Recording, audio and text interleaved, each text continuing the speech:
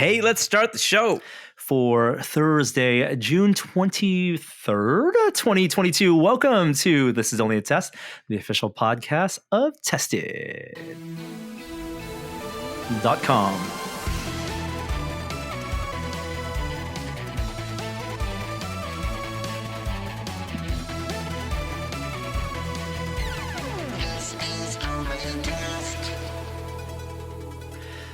Hello and welcome to the podcast this week. I am Norm and we are back from a brief hiatus.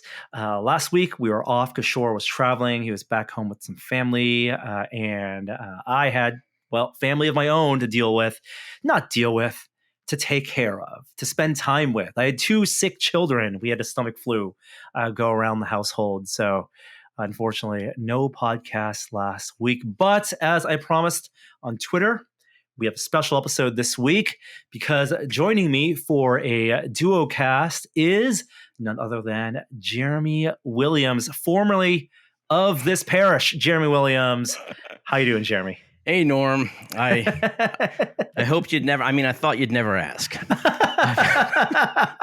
You hoped I never asked. I like that. No, it's good to be back here. See if I can remember how this thing works. Yeah. Podcasting. Hot taken. I have takes. I have missed this, and there's plenty to talk about today. So I was happy to be asked. Thanks for the invitation. Oh, I appreciate you joining. And let's do a little bit of catch up. It's going to be, as you see in the headline, we're going to be talking about a lot of VR. I'm wearing a t-shirt for VR. And Jeremy, you bring out the best VR talk in me. So I'm so glad you're here this week. But how's life been in game development world and Jeremy's world? All immersive. I'm loving it. I work with some old curmudgeons who've been doing this their whole careers, and they seem like they're happy to have a weekend, and I'm still just like every minute is just like pure joy. I'm loving it. I am working on a project I cannot yet talk about, sadly, but it is a labor of love, and I'm loving life right now. It is a good time. That's the best part of it. And if work can be a labor of love, and I think the last time, your final regular episode with us, you talked about waking up every morning thinking about this type of work. If that's still the case, then you found your calling, and we couldn't be happier for you. And also, from that last time, you got a lot of great well wishes from fans, right? Yeah, that was a moving day because I had no idea more than 10 or 12 people had any idea even what my name was, let alone that they would enjoy my presence on this podcast. That was very appreciated. I appreciate every one of your comments. Thank you very much. I told my wife it's the kind of thing that most people don't get to hear until they've died. Wow. You know? So that was a nice, bit of a eulogy while I'm still celebration walking of life. Celebration of life for the living. Yeah. It's a happy day for those folks. I assure you more than a dozen or so. Maybe not, not orders of magnitude, but we'll multiples, we'll call it. And before we get into the long main topic discussion, you're also one of the few people I know that's it's like millions of people have seen it dozens of times now. Top Gun Maverick. We haven't really talked about it on the show. It is breaking all records. It's really? Oh yeah, it's going to make $1 billion, Jeremy. It's what? by far and away Tom gosh. Cruise's most successful movie. It is, I believe, crazy. Only one of 4 films now to have made over $40 million in wide release on the 4th weekend, among the ranks of The Force Awakens and Black Panther and Avatar. And it's still maybe making more money. It's incredible, the success of this film. But you saw it in the full Rumble. 4DX. It's not just Rumble. It's like you have 4 chairs that are all connected on the same contraption that have actuators beneath the seats. So they all move sort of like a motion controlled Disney ride. Yeah. And then occasionally you get a little extra actual, effects added to the theater. Like there are strobe lights, so you might see some flashing up above. 2 or 3 times in the movie, you see smoke emitted from the front of the theater. Fog, yep. Occasionally in the film, water is sprayed on you from holes in the back of the seat in front of you. Please tell me it was the football scene on the beach. No, that would have been fine. Like, a little sweat, right? Like Yeah, flying exactly. off their bodies. Exactly. No, mainly it was the boat scene. Oh, okay. And then most impressive, and by impressive I mean like the audience in a moment that was supposed to be somber and concerning, the audience erupted in laughter because at one point in the theater, from the ceiling, you heard these things like spin up, and then all the snow starts to fall down from the sky onto everybody's head in front of you. Really? Yeah. Like indoor snow machine. Yeah. In a serious moment. Yeah, but well, I don't know if you remember, but towards the end of the film, like they are in snow. Yes. Yeah. That's right. And so it's supposed to add to the.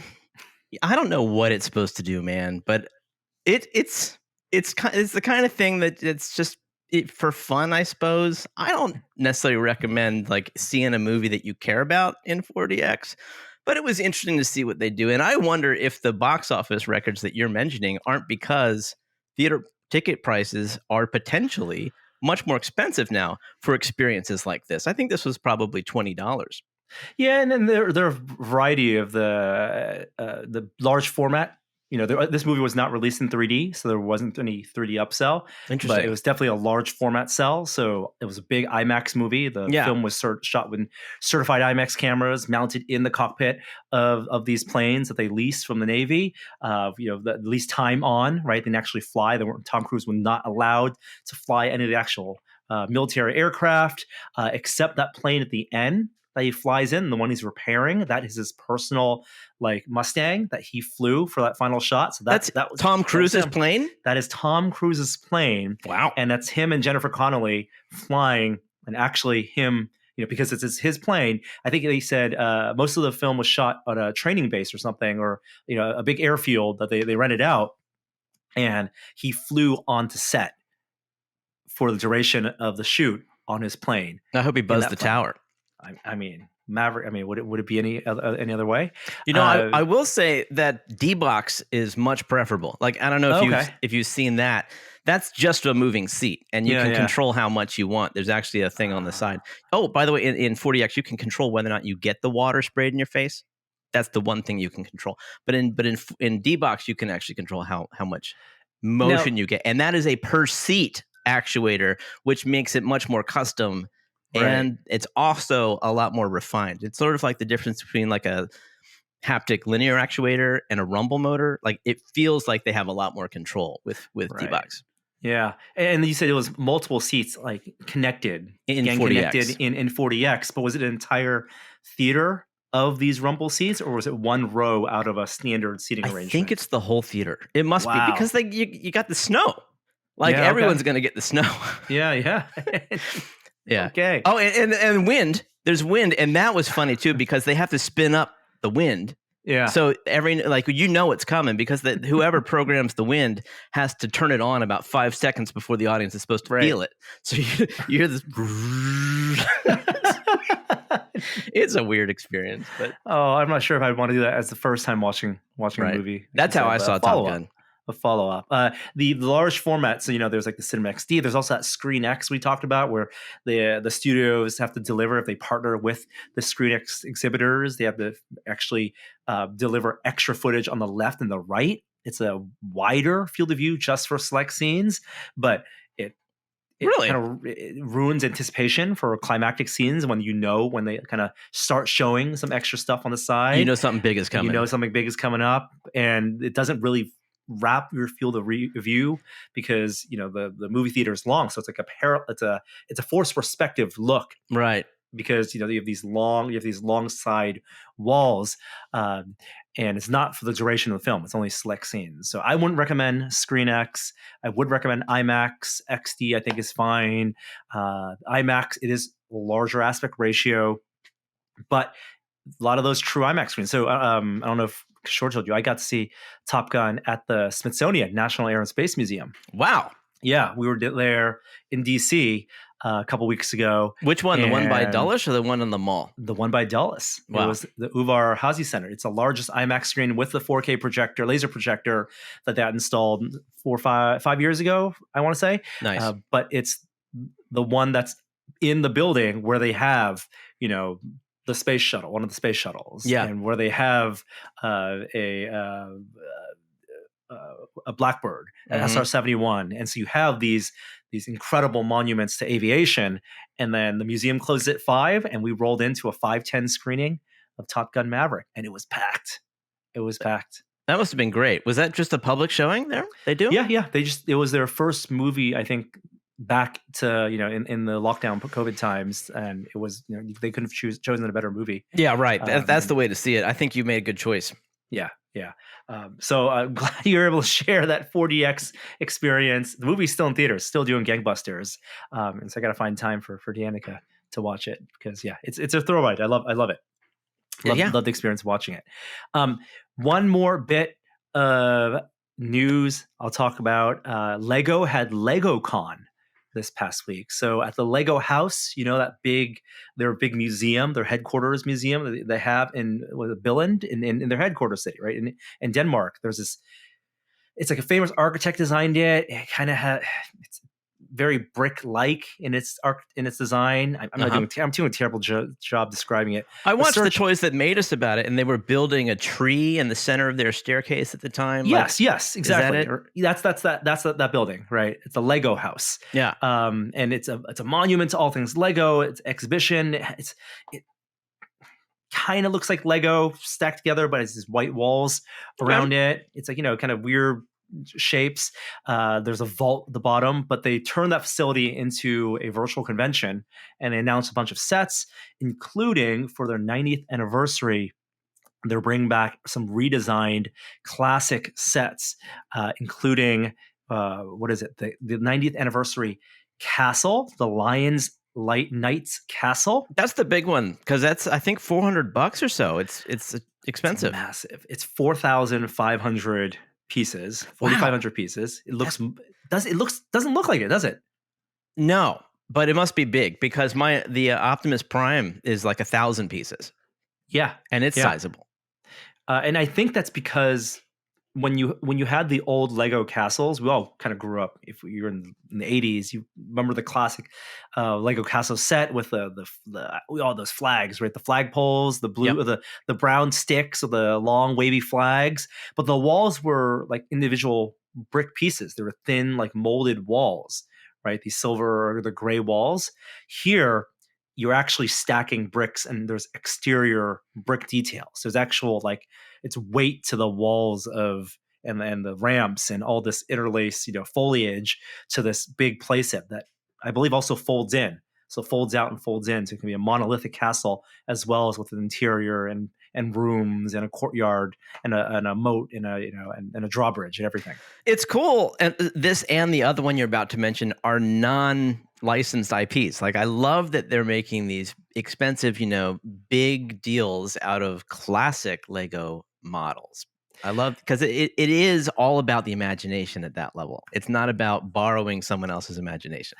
But I do have some gripes with it. So the other one I'll mention is the original spaceship, the Galaxy Explorer. Yeah. They've revived it, redesigned it. It's bigger, has bigger thrusters, has still kind of a janky, this is what spaceships look like from the 80s, right? Yeah. Like a kid drew this with a giant fin in the back. This is totally like the Homer, right? From Simpsons, like Homer Simpson's drawing of a spaceship. It's Benny's spaceship. And this one's, what is it? $100. So that's not bad. 1,000 pieces. No, for a child of the 80s who's, working now with a salary, no problem. Right, exactly. 1,200 pieces, 1,254 pieces. And both these sets are really for children of the 80s. They're nostalgia, they're for adults.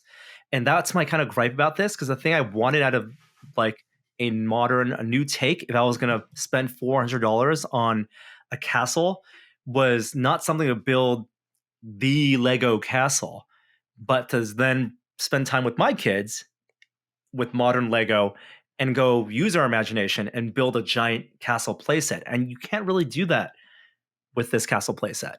Why not? Because it doesn't have the modular wall. It's all just gray bricks. It's so many bricks, so that you're building these kind of, this prefab design. Yeah. if it was more about, we're going to give you a ton of these walls, ton of these roof pieces, and for a kid to then be able to pick that up and build a castle that's small or big, right? And a lot of repeating elements, as opposed to, here's just a pile of bricks. If you put it together in a certain way, it will look like a castle. There was something magical about something that very quickly you recognize just from the bin of parts. This is supposed to be a castle. Right. Yeah. I don't know. It never even occurred to me that I'd want to not follow the instructions. So this is a new idea to me. But I do understand that each of the rooms in their official castle, should you choose to follow their directions, does tell a story. That there's a lot of stories being told in that playset, and that could be fun by itself. Yeah. Have you talked to Sean Charlesworth about these at all? Because he's big into Lego, I think more so than even you or I, and especially the space one. I'll bet he's excited about that one. Oh yeah. I haven't talked to Sean yet, but I definitely will be talking to Sean, and I believe Matt Denton, also big into Lego or droid builder, is going to be around, and we might be chatting about that when I see him next. I probably won't be buying this castle one. I mean, it's a display piece, and as a display piece, it's like really this huge, expensive monument to a type of Lego nostalgia. Like all I want to do is take it apart and build small castles, and it doesn't seem like I'd be better off, with smaller sets. Yeah, for building castles. Anyway, that's the Lego news. Anything in the world of pinball? Anything new? Toy Story 4 was announced. Oh, that's an interesting IP, isn't it? I mean, you think is it Toy Story 4 because that's the one they could get, or is it Toy Story 4 because that's the one with Forky and it's the newest? It's just because it's the newest. It's Jersey Jack. So I have no idea. They had a relationship with Disney because they did Pirates of the Caribbean, and this is a design that has been in the works reportedly for about 3 years, which is kind of an eternity in pinball terms. Usually games, take a year and a half. And so who knows, it's designed by a very famous designer, but nobody kind of outside of Jersey Jack seems to understand why they didn't just go with Toy Story. Just a generic Toy Story. Just, envelop all 4 of the films, or even just the first film, because there's been a lot of success in doing throwbacks of original films, but they Toy Story 4, and I guess, there's videos out there and no one's really played it yet. That's not entirely true, but it's not for sale yet. In other words, you can't get one yet, but I'll be curious to play it when it comes out. It's just a curious thing. Toy Story 4. Don't know. In Toy Story 4, there is a pinball machine. They go inside. That's true. Maybe that's one of the reasons. This is not that pinball machine. Tiki Room? I think it's Tiki. Yeah.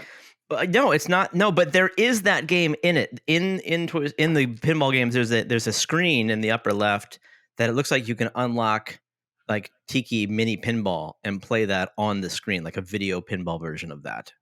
Oh my God! There's a Gabby that comes out from under the table, very much like that's the trolls horrifying. In Medieval Madness. But so people don't know Toy Story 4; they just think that's a cute girl. And you bash her head. It feels a little strange. She's the villain. I mean, I feel strange anyway. It should be the ventriloquist dummies. Right. It should be her henchmen. Right. Yeah. Or cat. Oh, yeah. Or the cat. Yeah. The pawing at you. Mm-hmm. There's also this carnival, theme, because in Toy Story 4 with the old carnival lights, because that's where that is the one compelling aspect. Like, because it's designed by Pat Lawler, who did Whirlwind and Addams Family and Twilight Zone, very famous designer. And he kind of, going back to the early days of Williams Bally Pinball, they got carnival themes. Like, that was a big thing for them. So I can sort of see the throwback to that, why they might want to use that. And there is that element to the game, but I don't know. I'll be curious to play it. It looks like they got a ramp where you can launch off of it, like Keanu Reeves' character, the Daredevil. So you play him and you jump the ball. Yeah. So that's the biggest news in pinball. Be curious to play that. I mean, Jersey Jack releases a game once in a blue moon, so it's always fun to see what they have up their sleeve. Bo. I love Toy Story 4. I know you do. Yeah, I mean, it is the least popular Toy Story film, according to IGN's poll on their Lightyear review. Like I understand it. I understand that. they had people rank like what's the best Toy Story film, and I think 2. 5% of people said Toy Story 4. I mean, let's rank them right now, Jeremy. I don't want to. Well, their poll is wrong if we're going to rank them, because Toy Story 2 is the best Toy Story film. It is the best. It is objectively by far. speaking. Yes, 100%. You are right. Correct. Ding, ding, ding. 2 is the best. All right. And then 1, and then 3, and then 4. That would be my order. But I think you feel differently. You were very moved by 3. I absolutely was moved. But I think my order would be, God. Yeah. So the best in terms of what moved me, maybe it changes over time. 1, there's a special place in my heart for 1. You can rewatch 1 so many times, but that's right. But when 1 is thrilling, but I don't feel the things I maybe want to feel if I want to feel something. 4 makes me feel. 3 makes me feel. 2, 3, and 4 make you cry and feel. Wow. 1 is a joy, but sometimes I'm not looking for a joy. Yeah, there's a good arc in 1. I really like that. I like the turn that Woody takes. Yeah, they're all great. And Buzz thinking he's a real ass, space ranger. Yeah, I mean, there's nothing that beats that. They had to bring that back in 3 because it was so good. I think there's also an awareness of like the trials and tribulations they went through to get to each of those. Right. Remember 1, all the behind the scenes movies. In fact, on Disney Plus, there's a nice retrospective. It's like the making of Lightyear, but it's really kind of the making of the Buzz Lightyear character as a whole, where they go into the Pixar archives and dig through all the old drawings of what Buzz used to be. Because we all know the Woody story. He was like a giant, almost ventriloquist doll. Like, he was very hateful and spiteful. And the breakthrough with Woody was making him insecure. What a genius and revelation, right? Both Buzz, the formation of Buzz, and the physique of Buzz, and the connection of him being an actual popular toy in the real world. That is a cool journey. And 2, of course, the whole story in the saga of Disney making 2 on their own before they bought Pixar, and then Pixar kind of deciding to sell themselves to Disney and be acquired, so that and one of the reasons so they could make 2 and make the best sequel, alongside Godfather 2 of all time, right? And Top Gun Maverick of all time, right? And then 3, wasn't like Rashida Jones at some point working on writing 3? Sounds right. Yeah, and 3, like I think you see the maturity of the writers and the artists. It's Josh Cooley who directed 3. Oh no, he did 4. I'm sorry, Lee Unkrich did 3. All right, and I think there's a lot of 3. There are a couple of things that bug me about 3. 1, I think they do rehash some of the storylines, like Lotso. His storyline is very similar, I think, to Jesse's in 2. Just turned bitter because abandoned by a child. Exactly, right? But doesn't have that montage, right? The Sarah McLachlan makes you cry montage. Yes. And 3, everyone clings on to that scary scene where they're all clutching each other and they're about to, go into the trash disposal. They give up on life, pretty much. Yeah, and I don't like that scene. No, and nor do I think that's like the most powerful scene. People are like, oh my god, they always refer to that one. I actually don't like even talking about that one. It's the ending. They stick the ending. They stick the ending with the thing that they landed on. If the whole movie was to get to one point, it was for Andy to talk about. I'm choking up just talking about this. Yeah, I remember you really like that scene. To talking about what these toys meant to him while they're there watching him and they can't say a thing. And that stroke of genius is like, it's like the Futurama episode where you see like the families are actually, Leela's parents are actually watching over her the whole time, like and or taking care of her, and she doesn't know it. Like there's that like one way, like anyway. Yeah, okay, and there's a passing of the torch, and a sense of like rite of passage, and passing from youth to a young adulthood, and but then there will always be more young people. Yeah, that there's always that in the universe. I like that. It's beautiful. And I think 4 got me most. I know I've talked about this, watching it as a parent, because it's so clear that the toys are these. I mean, the toys are these metaphors for parent figures, as Woody wasn't just a companion, but he was, and he didn't have a dad, in Toy Story 1, and Woody took care of him, didn't just kind of play with him, but kind of raised him or saw himself raising him. And there's this great monologue when he's walking with Forky down the road. It's a oneer. It's a single long shot. And it's just like two guys walking. He's talking. He's explaining the whole story. And he explains how Andy grows up, and these kids, they grow up, and one day they'll have a life of their own, and they'll do things you'll never see. And that's like being a parent. Right. That's interesting. Yeah. I don't think I've seen that more than once. Which may speak to how old my kids have gotten, that they haven't wanted to go back to that, or maybe just that my youngest wasn't super into it. I should watch 4 again, simply for the visuals. I remember being drop dead gorgeous film. Well, they did the fake anamorphic lens thing, right? They had some. It's great in HDR too, because inside that antique shop, you have these like incredible highlights on the skylight and on the back of the cat, right? You know, these particles in the air, right? It really felt like a real place. And with that carnival, all the shallow focus with your kind of anamorphic bokeh in the back. With all this love for Toy Story, and yet you haven't seen Lightyear, Norm. What does that say? I don't know. If Tim Allen had voiced Buzz Lightyear, would you have been in the theater? I don't know. I got the 6 kids. That could have something to do with it. Couldn't take it. I'm sure I'm going to like Lightyear. From what I've heard, it's a love letter of science fiction. It feels like it was made by science fiction fans. Yeah. I saw it. It is definitely that. And the premise is not revealed in the trailers, which they reveal to you. That's the first thing you see. It's text on the screen. And that's cool. I think you'll like that. Okay. Yeah, I'm looking forward to it. I mean, it's one I wish they released on Disney Plus. I would have been happy to pay $20 for the premiere access, wherever they call it, to watch it at home also. Right.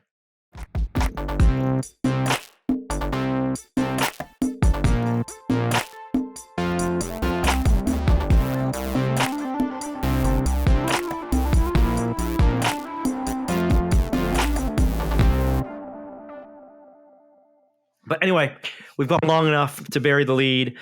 We have you on the show this week because just this week, we're recording this actually on Monday, but just today, as we're recording this, we dropped our video where I went hands-on at Reality Labs Research, which is Facebook/Meta's research department. They have a bunch of different offices, but it's where they have many different divisions working on different aspects of virtual reality and augmented reality. And I got to embed one day in their display systems research department and check out prototype VR headsets that they announced this week. That they announced, that they kind of revealed, right? That they've shown that they've been working on for years now. Yeah, and the funny thing is, of the 4 headsets I tried, like 2 of them, I want to say, you can see white papers and you can see blog posts about them from 4 or 5 years ago. Like Half Dome 1, we saw a white paper years ago. Right. And even Hollow Cake, even the thin and light one I wore at the end of the video, it was something that was shown in 2020. Mm-hmm. Shown meaning they had reported it. They had definitely announced it. Some of what you saw and that they talked about today, we saw at Oculus Connect in 2019. Like the Varifocal stuff, the Half Dome stuff, certainly we've seen that. Seen meaning like in a Michael Abrash presentation on stage. Not in person, but correct. In no way different than what you saw. It's just these are the prototypes that they wanted to talk about, and they shared with the internet today. But you were the only one that went up and actually had hands on with almost all of them. I think, if not everything, right? I did. Not everything on this wall. So in the labs, this is up in Redmond, Washington, where I talked about a crazy travel week. So give you a little bit of inside baseball. We'd been talking to Meta PR about this.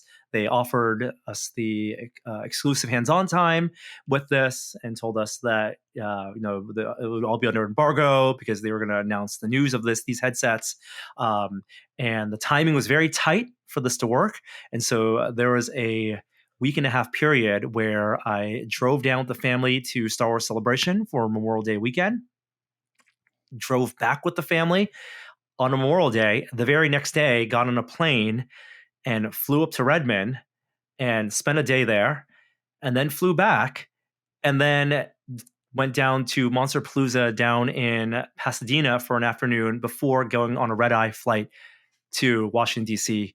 to do some videos with Tested at the Smithsonian. And to watch Top Gun. And then flew back and then did an interview with Mark Zuckerberg remotely in a studio I had to set up at home here. You are a busy man, Norman Chan.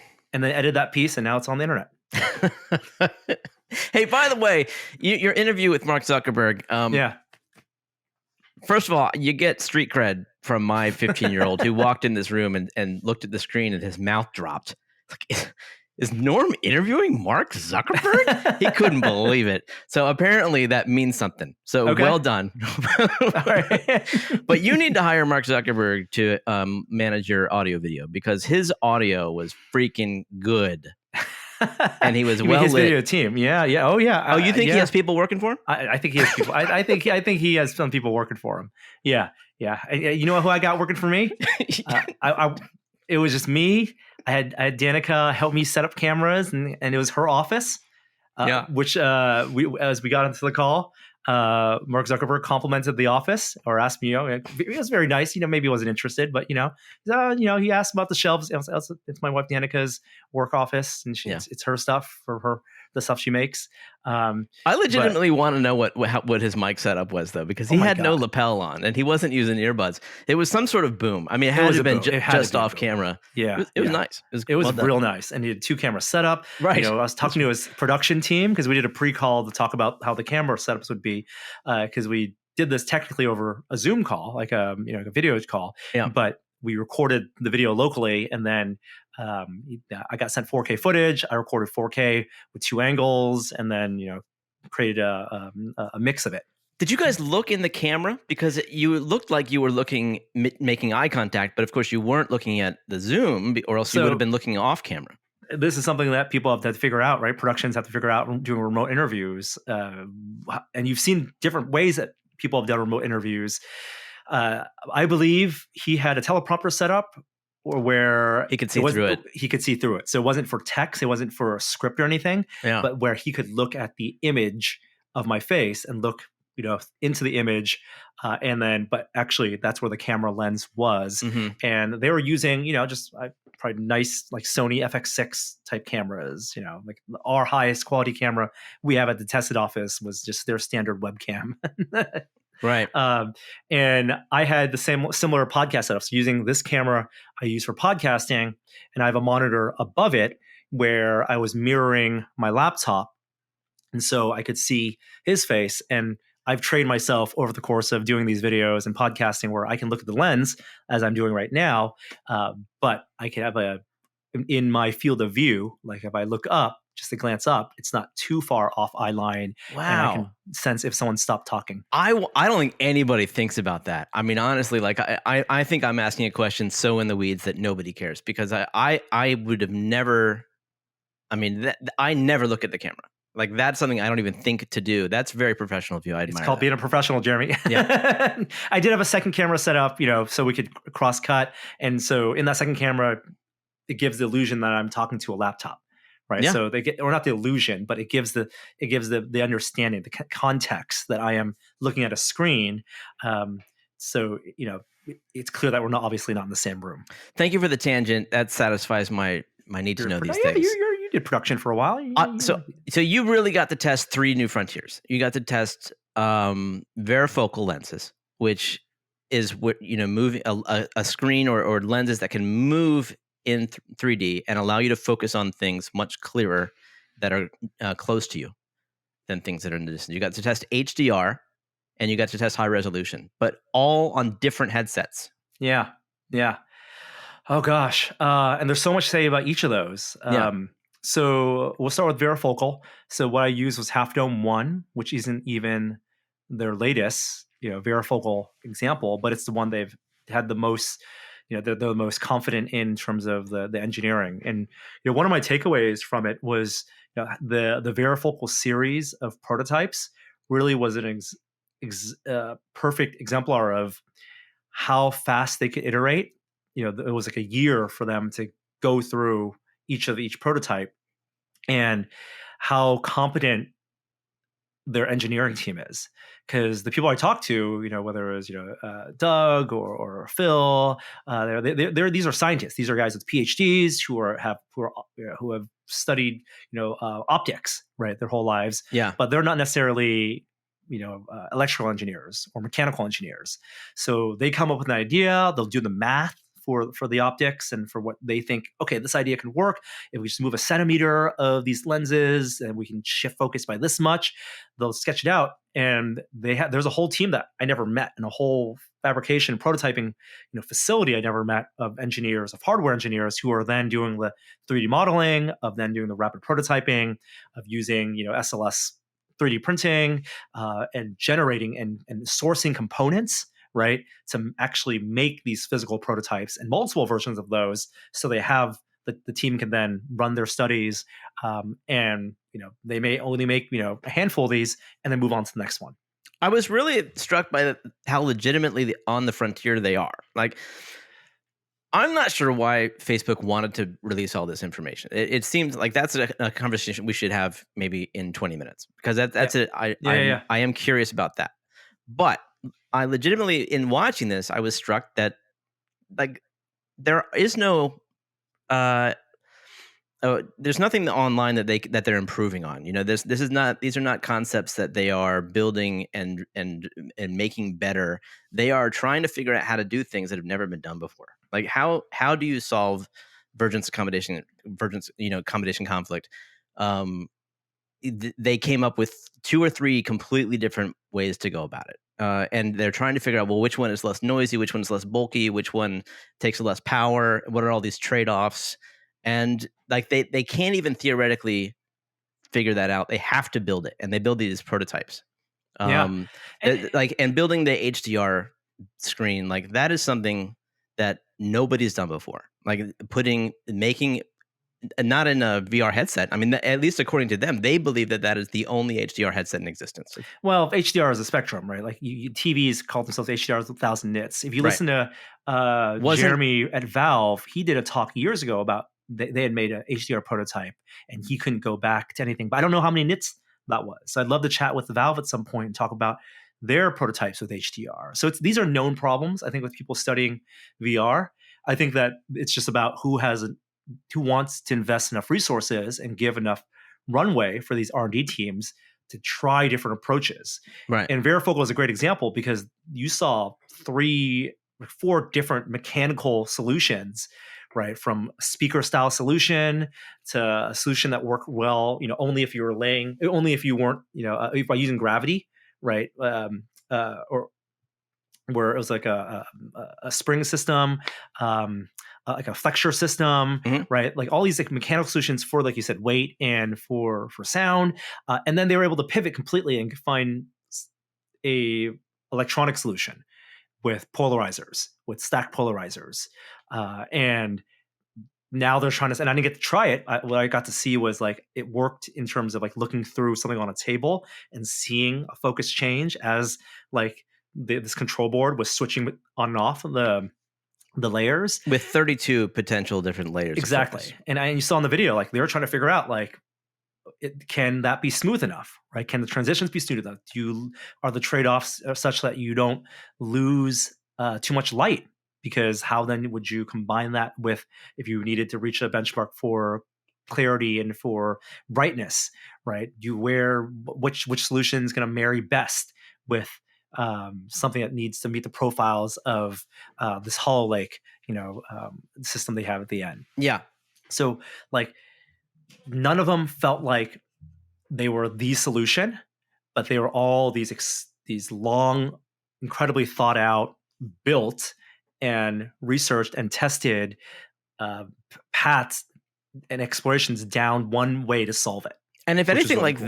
that is my big takeaway from today's news, is that this is a long journey. And And I almost felt like this video was telling people, you know, don't hold your breath. Like, we are in the middle of this research phase. We are nowhere near building the granddaddy VR AR product that is going to have mass market acceptance Yeah. anytime before the end of the decade. Yeah. I think that's true. I also think because of the fact that things like Half Known One and their electronic focus shifting, that they had shared these white papers years ago now at this point, what I saw, while they're new in a sense that some of the stuff is newly discussed and newly shared, there's probably stuff that they put away that they have not shown me in different parts of the lab Yeah. that are further along the path, right? These are not necessarily their latest prototypes, meaning like the best stuff they have, the best working stuff they have, down a varifocal path. And I don't think they would be showing necessarily like varifocal and talking so confidently as you saw Zuckerberg did about, he thinks, 5 or 6 years, they're going to see it's a solvable problem. If they didn't like the space program, have a sense in sight that the math is there and the technology, the path is going to be there. They just have to kind of walk down it to get there. Well, he said varifocal may be solvable in 5 to 6 years, but he didn't say the visual Turing test would be solved. And Yeah. to pose that as the goal, I think makes this a very long-term prospect. This is decades. And this concept, I think it's a compelling thing to say, the visual Turing test. But I'm glad that elsewhere on the internet, there's Michael Abrash, explaining in his words what he thinks is the visual Turing test, and it is supposed to be in his words, or not, paraphrasing. You can't tell the difference between virtual reality and reality, and I just think that is that is such a hard task to achieve, because one, you have to not only like see an image and not really know, like not be able to tell if it's real or not. You're going to have to also be so comfortable that they would be glasses. They would essentially be something that you would use to view the real world with. Otherwise, you're going to know that it's probably likely a virtual reality. Yeah, and I'll be honest, when I first, when it was first brought up, in the briefing, that this idea, this phrase, the visual Turing test, I rolled my eyes. Like, I'm like, it's like reductive. It's like this simplification. I get, like, it's catchy. People have heard of the Turing test in terms of AI. So like people get that it's like a big challenge. There's this sense of believability in it, but it also kind of, it doesn't address the fact that even if you get to a point, it's one hand of the equation. It's like if you solve, even if you can achieve the monumental technology challenge of having a display system that can present imagery that's indistinguishable from the light photons hitting your eyes, which is what they were saying, it doesn't solve the computation or the rendering side of that equation in terms of what that content is. And in terms of believability, there's plenty of content that I believe is compelling and believable in a virtual reality, right? That doesn't need to look photoreal. And that's why I asked Mark Zuckerberg, does he believe it needs to look photoreal? Because right. And he does. And he thinks it does. I understand why he thinks he does, because from his perspective, like being able to work in VR and have telecommunication in VR is a big part of the company goal. And Abe Dieckman talked about wanting to work in VR forever, but I don't think I think it's an admirable goal, but I think I don't want it to dismiss. I don't want people to say, okay, we're not going to get to compelling VR unless we reach this, because there's compelling VR today. I think Mark probably looks at the world and sees like a bigger picture there. Because I think generally casual users would like to see more realistic imagery. Just like with special effects, they want the option in movies to be able to reproduce things that are indistinguishable from reality. And I think that's what they think they want.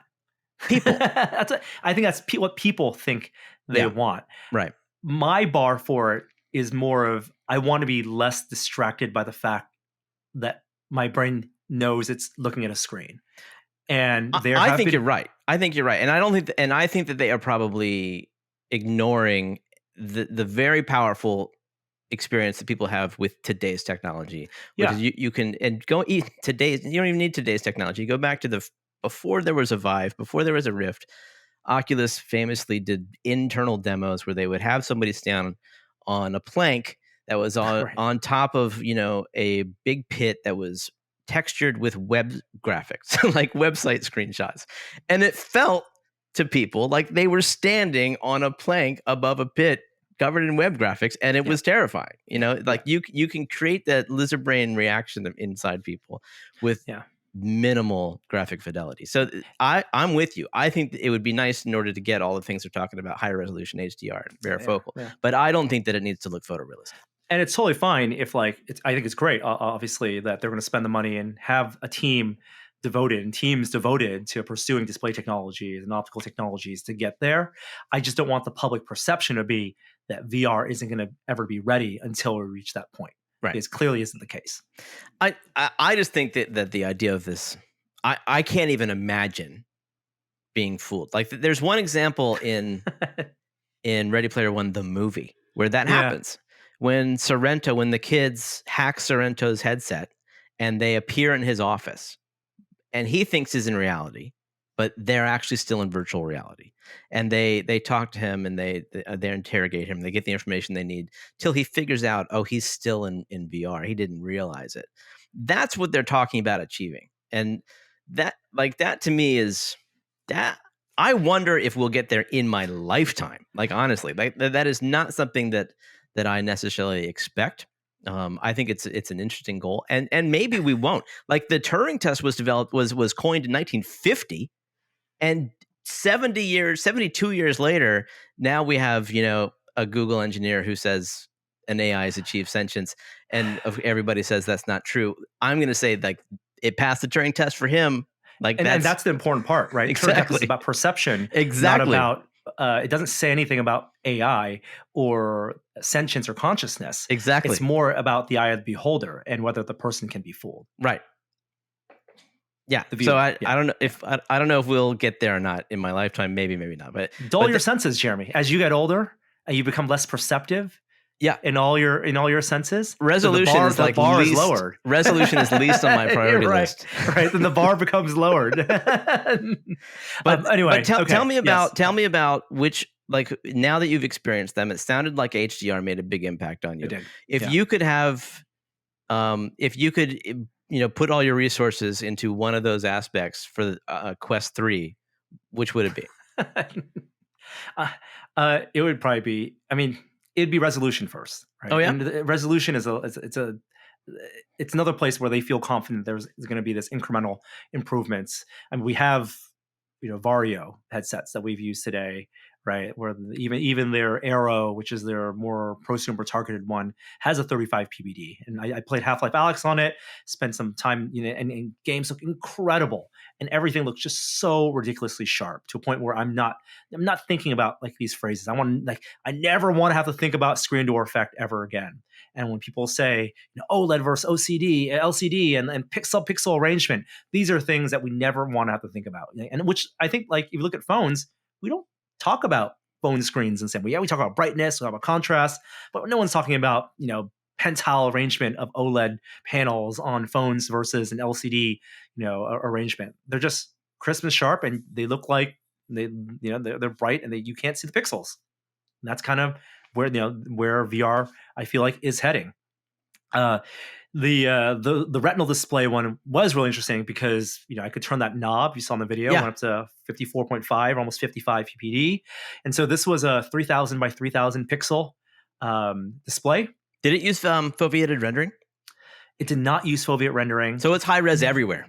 Yes, high res everywhere. It also did not use super sampling, which I asked about. And they're like, no, we're already rendering a ton for these 3000 by 3000. But it was a narrower field of view, right? So, the way they got to it, if you think of the Quest 2 displays are 2100, basically, 2000 pixels horizontally. There are, is that the case? It's a 20 ppd. So you get 3 times that. They'd half the field of view, but 1.5 times the the number of pixels, Uh-huh. and so that's how you got almost 3 times the pixels per degree. And I'll tell you, it was hard pressed. I was hard pressed to, and I was like in this for 10 minutes. I was hard pressed to tell the difference from the content that was presented from me, like browsing the web page and looking at this rendered room. The difference once you got past like 35 to 40 ppd, between 40 and 55, it looked sharp. It just looked sharp. At that point, I was also noticing like, they were using glass lenses because they wanted real optical clarity. Mm-hmm. But you could still see a little bit of what is it? Not maybe a little bit of chromatic aberration, just a slight little bit of chroma. I was just noticing more optical distortion than I was like anything on the actual panel itself. But it was very similar to when I was using like that Vario Aero headset, where almost like textures look amazing. It was like drinking coffee and like, ooh, everything's so sharp. I can read all this text, and they didn't have to do any extra text processing on that web browser for anti-aliasing. It just was crisp and right there. So yes, obviously want to get to that, and I feel like that's going to be more achievable than the HDR. Although the HDR was that was the clear line between something I've seen in VR and I can mentally comprehend, and something that until you try it, you don't know what you're missing. How high res was that screen that they used for HDR? Not very high res. Like Quest level? It felt like Rift level. Okay. So you saw in the interview I don't know if I included this in the edit, but they talked about how much light doesn't get through. Right. Most of it. Oh, it's like 1% gets through. Yeah. On a standard display, which is shocking, right? When you have a backlight and you don't want to blow out, you don't want to have light bleed, but when it's calibrated, you only get about 1% efficiency for the backlight is kind of crazy. And the fact that to get the HDR, they were using an LCD panel, but they also wanted contrast. And so they had doubled it up. They had 2 LCDs, and one was a mono LCD, the same kind, for a resin printer, which was like the coolest nerd out thing. They were using mono high res or LCDs that were just for a contrast layer. Apparently, this is how like production, like editing, video production editing LCDs, like Apple Cinema display type things, or what Sony sells in the film editing world. If you want that real HDR, real bright, but you also want the contrast, it's actually a real bright backlight, but they have 2 layers of panels, one for color and one for contrast. But that contrast layer additionally reduces how much light passes through. So it's like I don't know the exact numbers, but it was basically another order of magnitude. It wasn't just like 1%. It was like 0.1% of the light coming through. And that's why they needed essentially these incredibly bright, car headlamp LEDs, the same LEDs that Adam and I were using to light up our Razor Crest, like those, just blasting through directly behind the panels. Yeah. And it wasn't like blinding because it is filtering. And did you see that the inside of that headset was coated in like essentially Vansa Black style material, so there was no light bleed, right? Yeah, like this is the stuff they have access to, right? Like, what they're thinking of. How can we test? How can we make HDR possible? Well, we can't use Fresnel lenses because you can't have any God rays. They 3D printed their own heat sink, right? With with metal filament or something. Like it's SLR. Yeah, it's just like this interwoven lace of a frame that the optics were in, right? And the power supply, like it looked like these cords coming out of each eyeball, that went up to the chain on this like 5-pound thing, and they went into 2 knob like power supplies to increase the voltage on the LEDs. And the whole thing has these handles on the side, so that it must be considerably heavy because that's how you're holding it up. I mean, it has the look of a prototype, and also very early days, because like that is it's not unlike images of people in 1990 fighting pterodactyls at like 15 frames a second. It's like with the big thing on their head that are supported by cables because they're too heavy. Like it is definitely a prototype, and nowhere near a practical production design. But it's interesting to be able to see, to experience what HDR, the effects of HDR, and it sounds like that's a very big difference for you, even at current resolutions or lower resolutions. It was big, but it was 20,000 nits, right? Which, if we're looking at, That's a lot. It is a lot compared to your TV, your 1,000 nit, 2,000 nit HDR TV, which looks great for the image. But the real world, like not looking at the sun, I'm talking about looking at like the sidewalk with light bouncing. That's like hundreds of thousands of nits. That's still orders of magnitude higher. It sounded like they wanted to reproduce interior realism. Yes, but the demos they showed me had like, if the lights, right, shining, these like stage lights shining on a chrome ball. But then they showed me an HDR image, basically a photo with HDR metadata of a sunset in golden hour.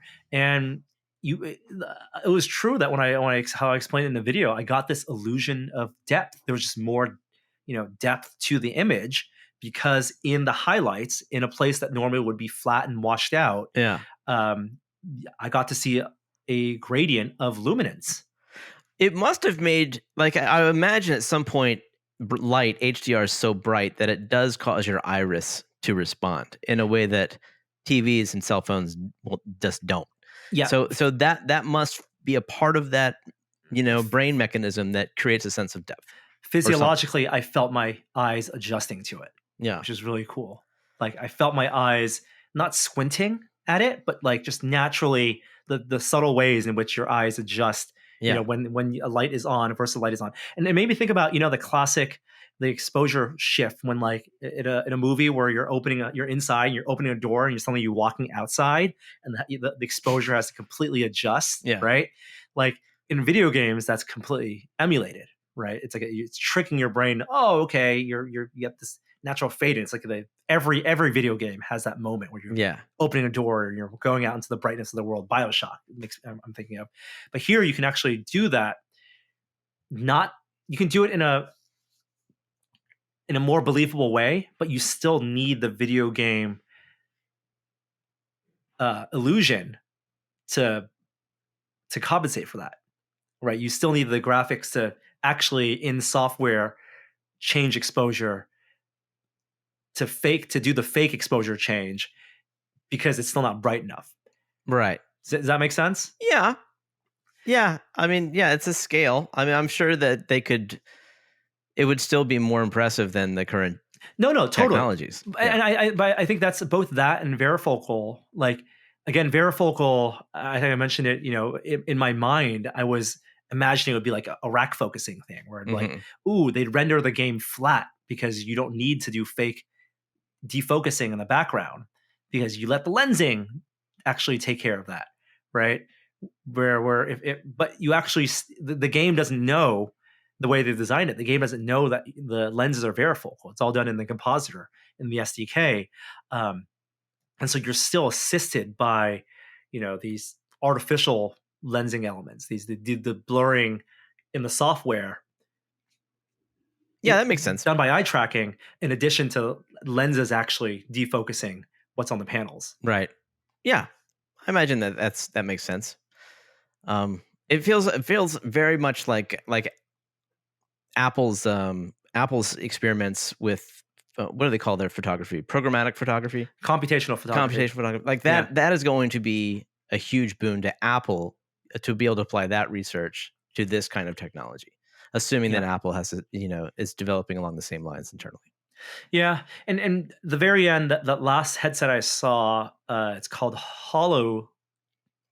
I gotta get this right. Hollow Cake, because it's Pancake lenses. So, clarification: I did not get to use Project Cambria. The headset I used, that's in the thumbnail, that's not Project Cambria. That's the headset they've previously showed at Connect. That one uses Pancake lenses, so it does make the stack a little smaller in terms of the how much weight is in front of you.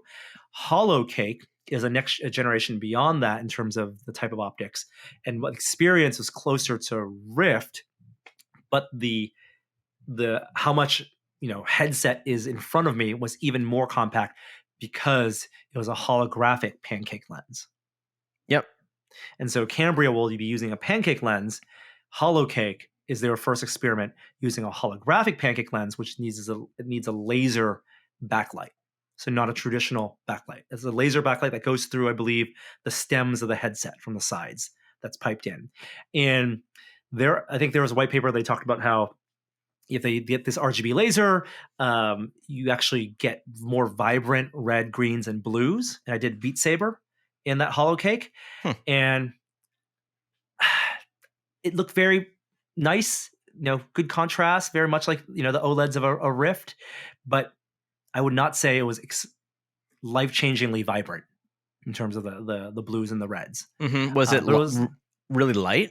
It was extremely light. It was really strange to not have a massive headset in front of me. That's interesting. I mean, you would think that would be a secondary goal, to do this kind of reduction in size and bulk. But never, the primary goal. But I don't know. Maybe they're thinking the other way around. They're thinking, let's see what's the smallest. Not the smallest, because they had like the sunglass looking ones, which is technically the smallest. Hollow Cake 1. Hollow Cake 2 was like, okay, let's look at something that's kind of the form factor we want to start off with, what we can get to 5 to 10 years from now. And then they started, okay, now let's add eye tracking. Now let's add Varifocal. Yeah. And how does the bulk increase from there? And then they start like, what are the ingredients of technologies we can put in? Yeah. I was really relieved to hear how integral eye tracking is to their Varifocal solutions, because I think that's going to be a great feature just socially. Like, I just want that in games. I've played VR games with eye tracking. It's an interesting input mechanic alone for being able to a game to know what you're looking at, and have certain things happen because of that. It's just another input mechanic that you can apply as a developer. But also, it's going to be great socially when you're with people, avatars, and you want to see their eyes. I think as great as the simulations are, they're just not as good as natural eye movement. And the fact that they need it in order to tell what you're focusing on, in order to be able to apply the foveated rendering, means it we'll get it sooner or later. I mean, what a happy coincidence that eye tracking is needed for Varifocal. It is needed for foveated rendering. If you have high enough resolution display, right, you get social communication benefits, and it's a thing to track. Oh yeah, no, there's plenty to fear. Right? I mean, it's like this convergence of like, oh, let's pursue these technologies because it checks all the boxes, and it's where the dots connect. Yeah. I mean, there's certainly people tracking where your mouse goes on a website, but that's it's not quite as accurate as tracking what you're actually looking at. Yeah. I mean, there's so many takeaways. With Varifocal, to go back, like, to realize that your eyes are fluttering and changing focus so frequently that the lenses aren't just like, it's not like, oh, now you're looking in the back, now you're looking in the foreground. They're constantly shifting and adjusting. Yeah. So that latency is important. Let me ask you about that. Was there a moment where you would look somewhere else and it would adjust? Is there latency? It's not latency so much as the distortion correction needed to be good. So if the distortion correction wasn't on, I was shifting back and forth. Yeah, it would look weird. The lenses would shift, but it wouldn't. It would. There would be some like, I could tell something was off. Yeah. For a moment. I could tell something was off until the lenses got there. Right. Yeah. What are other things I wanted to say?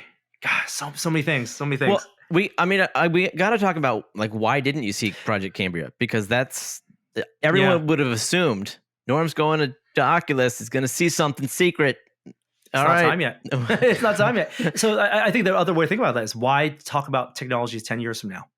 Why show these things that why have this collection of technologies that may not be all of them, right? Because some of this stuff, yes, important, but some of the stuff was, as of 2-3 years ago, they had already engineered the prototypes for. Yeah. Like, why have this news story? Right. And allow journalists to report on it and allow me to try it out. Maybe Apple was maybe they were thinking Apple could have announced some VR AR technology at WWDC. If Apple announced anything, it would be a product. We don't know that. At WWDC, they've been known to talk about, certainly on a software level, the things to get developers on board, Yeah. development kits, right? Yes. Um, it's obviously to bring the conversation back to them about how much money and how much time they're investing in this, right? Um, I have read people suppose that maybe it was in order to keep investors interested in Meta and to keep people, to just let people know that they're working hard on these products. I don't necessarily buy that though, because if I were an investor, I'm not seeing anything that's going to make me any money in the next year.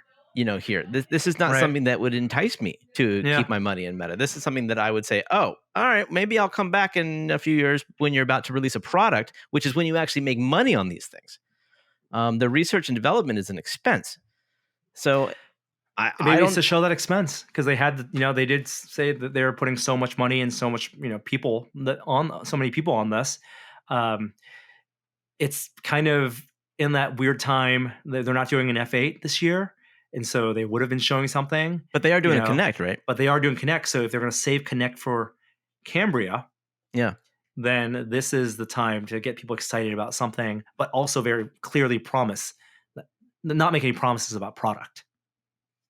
So it's keeping them in the news cycle, right? SIGGRAPH is coming up, and some of the stuff. Like one of the really cool things is, as Doug was telling me, like the companies, they're open internally, like they're sharing stuff between the other divisions. They have like open houses internally, and they're allowed to put out these white papers, and they're allowed to show stuff, the research off at SIGGRAPH, because the approaches they take, they might, the other people might run with some of the ideas. And obviously, they're going to patent the hell out of whatever they invent, right? But like some of the stuff, I think they announced that the HDR demo was going to be at SIGGRAPH this year, and so this is got kind of the mainstream or enthusiast news ahead of the industry showing. So could be a timing thing related to that. The wall of headsets. I want to quickly talk about the wall of headsets because we didn't get to go cover all 24 of them. Are there that many? Yes. If 6x4 is still 24, yeah. If I'll post a link to this image in the show notes, so people can get there's a public release image of this wall of headsets they had set up in their new building, and obviously I didn't get to try all this stuff on, and some of these represent, for example, like the whole third row is Varifocal. I want to say, yeah, you can see Half Dome 1, Half Dome 2, but Doug did talk about what some of these were. And so, for example, the top right was their experiments in reverse pass-through, is what they called it, where there'd be a camera. And I think Abrash did show some of this as well, where there'd be a camera, eyes, exactly. There'd be light field displays on the outside of a VR headset that would reproject the imagery of the IR cameras looking at your eyes, and so people could see your eyes when you're doing pass through. People have solved that for 99 cents with some googly eyes. yeah, but this, I think it's an example of like the lengths they'll go if someone has an idea and they want to, see, does it have merit? What does it mean when this thing can happen? And they put the engineering time into making that. On the bottom row, kind of interesting. The middle bottom are two examples, I believe. The middle bottom and that one on the left, with it looks like has rods sticking out of it. Yeah. I'll focus on that one first. The one with the rods sticking out, that's a pass-through design where they had wide angle cameras on the left and the right, but as opposed to like the links where the pass-through cameras are exactly approximately where people's eyes would be, which is what you would think you would want, right? You'd put cameras kind of in a rough approximation, like you don't maybe necessarily shift the IPD, quote unquote, of those cameras.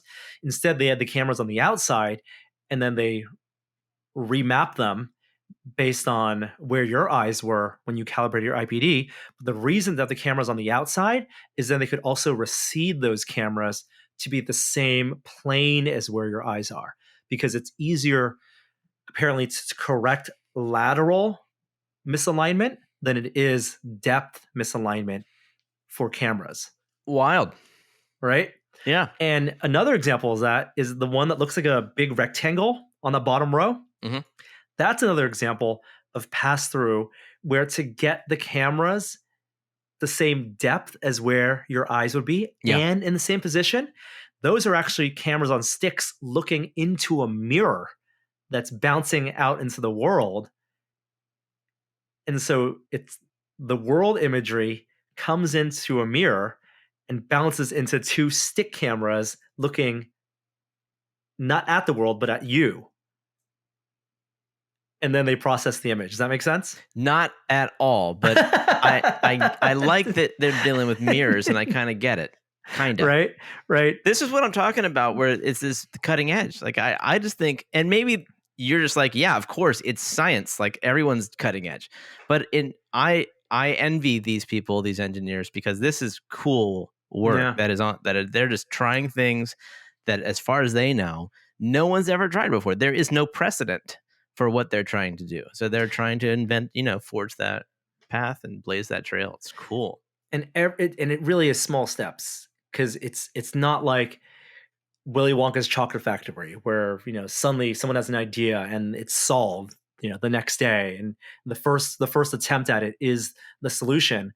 Like for every problem there are probably dozens of different attempts at solving it, and they're going to learn something different about each attempt, and they'll try wild form factors and weird things like reverse pass-through, just to have a better understanding and exploring what if. What are the clear ones that look like augmented reality glasses?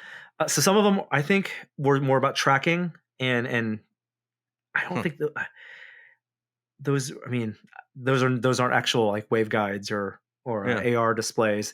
The one that's on the far left, that's the second row, that looks like a pair of flat sunglasses. Yeah, that is HoloCake 1, where they put that holographic pancake lens into a form factor of a sunglass. And it has no cameras. It's just like literally, what's the smallest form factor we can put this display and this holographic pancake lens? Gotcha. And that's into a pair of sunglasses, right, essentially, with no actual pass through. Yeah. So that was the time with at Reality Labs Research's Display Systems Research team. And also it's display systems research, so they kept on saying display systems, because it's not they're not the people engineering displays. And there's a whole other team that works just on R&D on actual like panels. And I kind of alluded to it in the in the interview, where I asked Zuckerberg how much he wants to invest in or partner, right? Like, are they going to go make their own silicon versus, or are they want to become display manufacturers, right? Because even Apple, relies on suppliers. Yes, they design their own chip, but they don't have their own fabs. So where is that place where they reach a point where they want to own the supply chain? And is it financially reasonable to do so? Yeah, I imagine they're not the only company asking that question. Yeah. Apple's got to be asking it. I'll bet you somewhere Microsoft, there's a research team asking the same questions. Maybe even Valve, but who knows? Yeah, it's so funny. Like, I don't have a sense of how many people at Valve are working on VR hardware or working on VR hardware, but it certainly wasn't buildings full of people like it is here. And there's other people also working on like haptics and the wristband, controllers. And what was the name of the gentleman you interviewed at the Display Systems Research Lab? Doug Landman's their director there. Great guy. I thought he was great on camera. So excellent work. I would like to see more of him. How many people work in his department? Well, I met 5 of his team, I want to say, and they weren't the only 5. So it wasn't like just like a real genius style. These 6 people are working on display systems. They were just the ones talking about each of those experiments. Yeah. I don't know exactly how big that department is. Is that where Michael Abrash works, in the same building? So the hierarchy, I believe, was Doug's director of that division, DSR, Display Systems Research, and he reports to Abrash. Abrash reports to the boss, then to Zuck, and Abrash runs all of Reality Labs Research. Gotcha. So all different aspects. And that's where you were? Yeah. Well, That- that's one of the buildings. that I'm sure campus? they have that was one of their campuses. Gotcha. Yeah. Um, I'm looking at some questions on Reddit. Oh yeah. Yeah. What sort of price range does it feel suitable for? And kind of mentioned that I asked them at the end, right? Like, and How many I, hundreds of thousands of dollars? well, I think they want to get this. There's going to be a range, and they want to get this affordable. So, like, one thing I was alluding to is like, is there a world where it's not one technology fits all? Like, you're going to have a headset that's going to maybe be more B2B, and it's going to have the retinal resolution because that's needed for reading documents and doing CAD in VR or whatever. And there's going to be a headset that's more Quest 2 like, but really affordable and really lightweight. And is there going to be a headset that's that's for entertainment? Like so because we foresee a world where there's probably two of these meta headsets, Quest 2 and Cambria, in the world that's being supported at the same time. It's not inconceivable that even within their one company, they'll have multiple products servicing different price points and servicing different different feature sets. I don't think that answers the PC gamers' desire to we want the $5,000 PC headset, and I don't think even at that price point you'd get something that they necessarily feel like they were super happy with. Have they talked? I know that they've said Cambria will have color pass through. That's one of their big selling points of this unannounced product. Will it have eye tracking for sure? I think it's got to have eye tracking. Well, I certainly hope so. But have they revealed that? Because like in official videos, they've said it will have color pass through. I don't know. Yeah, I don't remember either. For that. Yeah. But I wonder like just how much more expensive it needs to be. I mean, it depends. I guess it depends on how high resolution the screen is. Yeah. Yeah. I like that form factor of that HoloCake one at the end. It did not have Varifocal. It was basically like, here's a Quest 2 or here's and it was that one to get a sense of like, even though they'd shown the physical prototype, it was actually running games until like last week or the week before I went. That one did feel more cutting edge, and the cutting edge aspect of it was the lightness of it. Just the no front loaded. I could wear that for a long time. Yeah. These videos, your video, also kind of felt like I'm wondering about why they would do these videos. It kind of felt a little bit like the Tesla AI day, where I could imagine they want to hire talent, and so they kind of want to show what the cutting edge work is that they're working on, and how excited they are about it, and how much fun they're having. But on the other hand, it did feel very, very much like they were dumbing it down for consumers. So it wasn't like they were just talking to the nerdy engineers. They were talking to everybody. So I don't know. They were talking to me, and I was not asking dumbed down questions. At least I don't think I was asking dumbed down questions. Yeah, but Mark broke it down a little bit. Like I think he felt like he needed to introduce the term varifocal, for instance, and you didn't need that. Not for our audience, not for you listeners out there. You guys know, right? I do want to say that the team there were so fun to hang around. They felt like exactly the type of people that we'd meet at Oculus Connect previously and spend hours talking to. They're smart, gracious with their time. They were just seemed like they weren't just people in lab coats. Right. They were excited. Well, I've been working on a project for 6 months, and I'm like, I can't talk about it yet. These guys, seriously, like they can't talk to anybody for years. And they are. You can tell they're legitimately excited about this stuff. It's exciting. Yeah.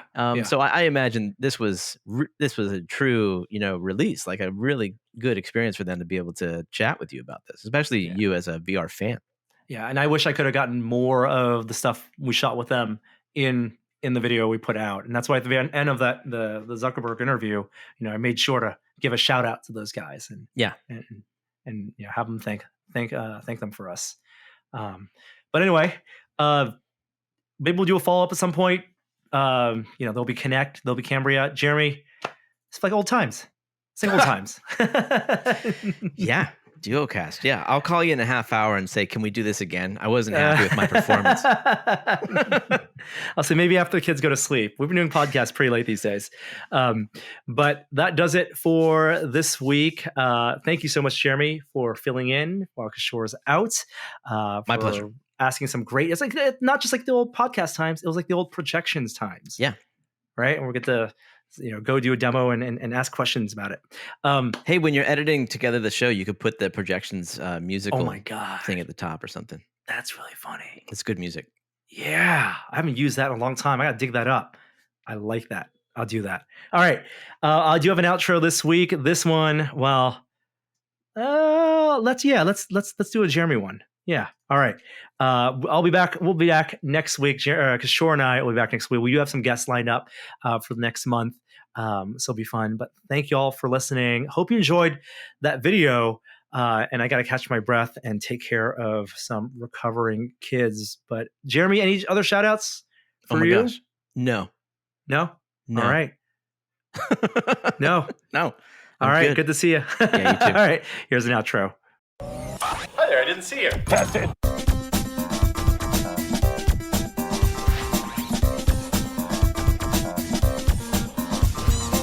Marvel and Star Wars, the way that they're approaching these forever franchises are different. I mean, I don't know. It's really fascinating. Like one thing at a time, right? 50 years from now. Let's let JJ have his time in the spotlight. Yeah. I got a good feeling about this film. I'm feeling good about the next one. It's all trap. One of the biggest pop culture news items of the year was revealed this week, the title for Episode 8. Star Wars in red, The Last Jedi. And hearing from Ryan Johnson and all the other people involved that this is a weird movie, do you keep hearing that too? Yeah. No, I haven't heard it's a weird movie. I heard it's going to be great. What did you think of The Last Jedi? I was not happy with the film. That's it.